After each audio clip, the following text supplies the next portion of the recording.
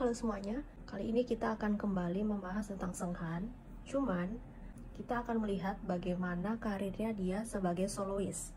Karena seperti yang sudah ditetapkan oleh SM, dia sudah benar-benar keluar dari Rise dan sekarang akan menjalani debutnya sekitar pertengahan tahun 2025.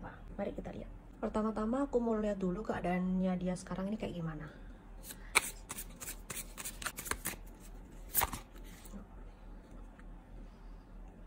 Oke.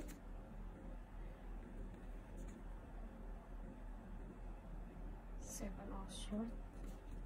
Coba aku ambil kartu lagi.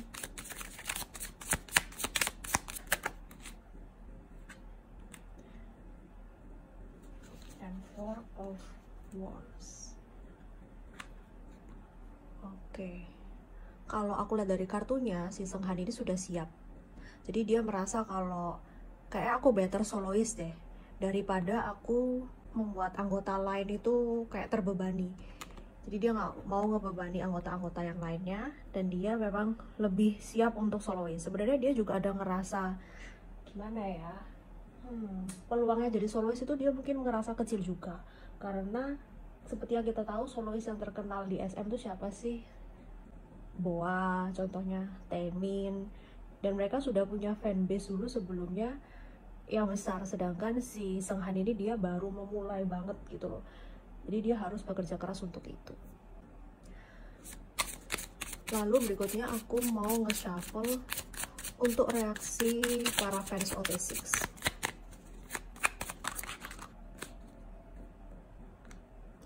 OT6 sepertinya gembira banget, soalnya Seunghan sudah lepas dari Rise, ini sudah pasti ya.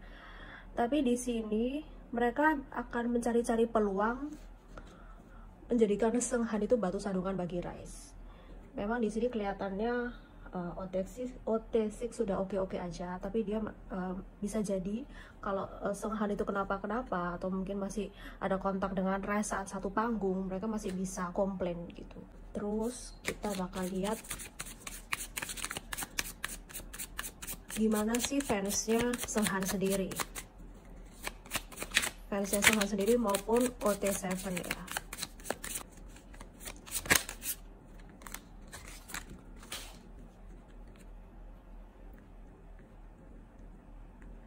Di sini fansnya Seunghan pastinya akan mendukung Seunghan 100%. Tapi beberapa OT7 sepertinya sudah move on. Jadi mereka kayak, aku mau dukung Rise atau aku mau dukung Seunghan. Jadi ada beberapa dari OT7 itu yang masih ragu mana yang mau mereka dukung. Tapi ada beberapa dari mereka yang juga mendukung dua-duanya. Tapi ada yang beralih ke Seunghan aja, sudah nggak mempedulikan Rise. Dan ada juga yang balik ke Rise tanpa terlalu mempedulikan Seunghan. Jadi bukan haters, nggak terlalu fokus ke Seunghan kayak gitu. Jadi fokusnya masih ke Rise. Karena memang mungkin biasnya masih ada di Rise, ataupun mereka kayak lebih dari awal itu kayak Seunghan, kalau aku lihat sendiri ya, dari awal itu Seunghan itu nggak terlalu menonjol sih di Rise. Jadi mungkin dia lebih ke dancer ya.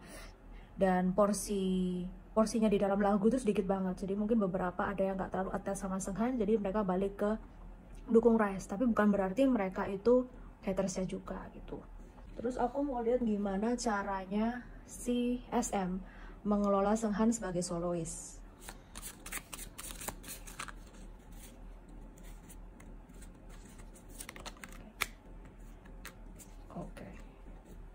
Nah, di sini menarik sih. SM yang kita tahu, mereka itu nggak terlalu mempedulikan solois ya, kecuali beberapa seperti Taeyeon. Tapi di sini karena ada kartu The Lovers, mereka seenggaknya akan berusaha karena mereka tahu ini juga salah satu kesalahan mereka.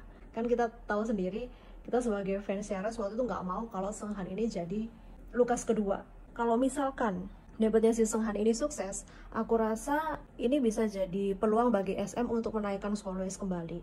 Oke, terakhir aku akan mau lihat gimana outputnya si Seunghan sebagai solois. Apakah dia akan sukses atau seperti apa? Distorted Desire. This is interesting. Menarik sekali kartu ini.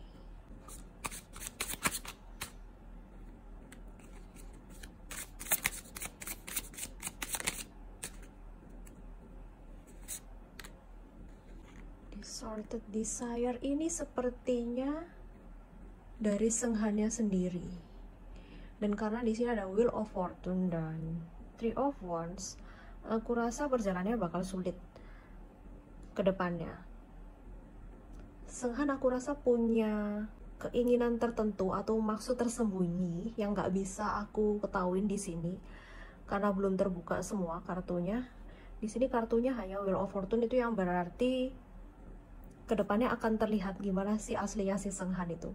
Bukan berarti dia itu orangnya negatif atau gimana ya, tapi di sini lebih ke arah yang dia incar mungkin bukan sekedar jadi artis, atau yang dia incar bukan hanya sekedar jadi solois di SM terus terkenal gitu, enggak. Rasanya dia mengincar hal yang lebih besar lagi. Kalau misalkan di aktor, jadi aktor pun harusnya ini kartu nggak keluar sih, karena itu masih berhubungan dengan entertainment. Mungkin dia udah punya satu goal yang kita belum bisa lihat untuk saat ini, tapi dia akan berusaha untuk itu. Di sini memang jalannya nggak mudah ya.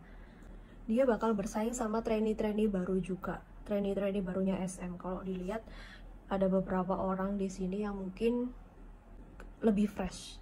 Jadi Senghan sendiri kan trainee baru yang debut, setelah itu menghilang, lalu debut lagi sebagai solois. Itu benar-benar memakan waktunya dia. Apalagi kalau kita lihat sendiri orang-orang Korea itu kan sukanya lebih muda-muda gitu kan, yang lebih fresh gitu.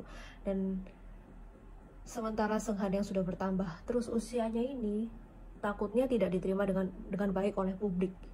Belum lagi nanti kalau misalkan SM mengeluarkan boyband baru, karena beberapa dari foto-foto trainingnya SM sudah memang bermunculan kan sekarang. Nah, itu yang jadi penghambat bagi Senghan untuk saat ini dan untuk kedepannya. Oke, itu aja dari aku. Semoga video ini bisa menjawab pertanyaan kalian mengenai Senghan, debutnya Senghan, dan juga prospek karir dia ke depannya.